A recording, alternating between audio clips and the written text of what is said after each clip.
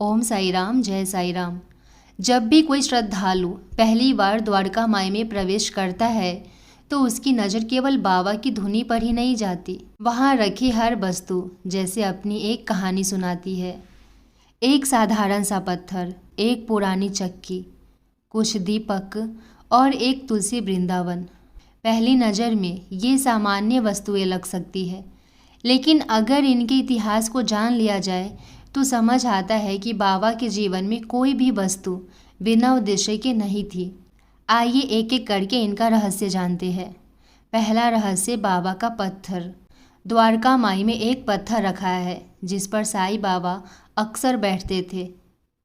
यही बैठकर वे भक्तों से मिलते, उनकी बातें सुनते, उन्हें मार्गदर्शन देते और कई बार घंटों मौन होकर ईश्वर का स्मरण करते। ये पत्थर हमें सिखाता है कि किसी स्थान की महिमा उसके वैभव से नहीं बल्कि वहाँ बैठने वाले महापुरुष के जीवन से बनती है। इसलिए आज भी श्रद्धालु उस स्थान को गहरी श्रद्धा से देखते हैं। दूसरा रहस्य, बाबा की चक्की। द्वारका माई की सबसे प्रसिद्ध वस्तुओं में से एक है चक्की। एक बार शिरडी में हैजे का भय फैल गया। उसी समय बाबा ने स्वयं चक्की चलानी शुरू की। गांव की कुछ महिलाएं भी उनकी सहायता करने लगी। जब आटा तैयार हो गया तो लोगों ने सोचा इसे गरीबों में बांट देंगे, लेकिन बाबा ने कहा इस आटे को पूरे गांव की सीमा पर बिखेर दो। साईं सच्चरित्र में इस घटना का वर्णन मिलता है। भक्त इसे केवल एक घटना नहीं बल्कि बाबा द्वारा गांव की रक्षा और लोगों के भय को दूर करने का प्रतीक मानते हैं। आध्यात्मिक रूप से देखें तो चक्की का एक और अर्थ भी है। जैसे चक्की अनाज का बाहरी आवरण हटाती है, वैसे ही गुरु हमारे भीतर के अहंकार, क्रोध और अज्ञान को धीरे धीरे दूर करते हैं। तीसरा रहस्य, दीपक। द्वारका माई में बाबा प्रतिदिन दीप जलाते थे। एक दिन गांव के कुछ तेल व्यापारियों ने सोचा कि अब वे बाबा को तेल नहीं देंगे। उन्होंने मना कर दिया। परंपरा में वर्णित है कि बाबा ने शांत भाव से पात्र में थोड़ा पानी लिया, प्रार्थना की और उसी से दीपक जलाए। ये देखकर गांव वाले आश्चर्यचकित रह गए।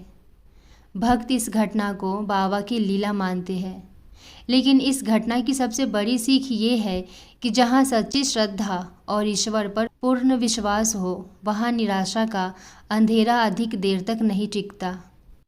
चौथा रहस्य, तुलसी वृंदावन। आपने शायद ध्यान दिया होगा कि द्वारका माई जो मूल रूप से एक मस्जिद थी, वहाँ तुलसी वृंदावन भी स्थापित है। यही साईं बाबा की सबसे बड़ी विशेषता थी। उन्होंने कभी धर्मों के बीच दीवार नहीं खड़ी की। एक ओर धूनी जलती थी, दूसरी ओर तुलसी का पौधा था। कभी अल्लाह मालिक की ध्वनि सुनाई देती तो कभी भगवान का नाम लिया जाता। बाबा का संदेश स्पष्ट था, ईश्वर एक है, मार्ग अनेक हो सकते हैं। इसीलिए द्वारका माई केवल एक मस्जिद नहीं रही, वह मानवता, प्रेम और एकता का जीवंत प्रतीक बन गई।